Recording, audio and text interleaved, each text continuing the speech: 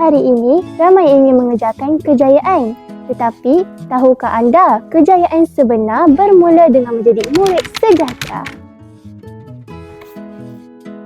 Antara ciri untuk menjadi murid sejahtera mengikut Perancangan Pendidikan Malaysia ialah berakhlak, cerdas, cergas, selamat dan seronok.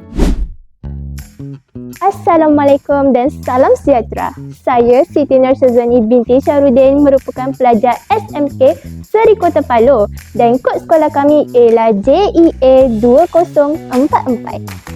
Pertama, berakhlak. Kami menghormati guru, ibu bapa dan rakan kerana berakhlak itu ialah asas kejayaan.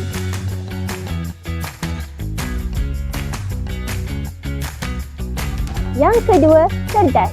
Kami berani bertanya, berfikiran secara kreatif dan sentiasa berusaha untuk menyimba ilmu demi masa depan.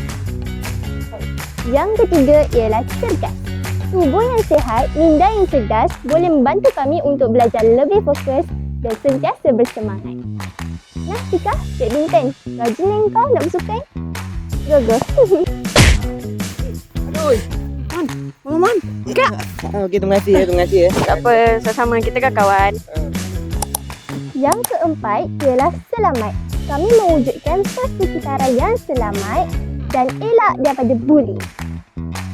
Yang kelima ialah seronok. Kami belajar dalam keadaan yang gembira dan sentiasa bersemangat setiap masa. Yang korang, ni, kerja yang cikgu bagi.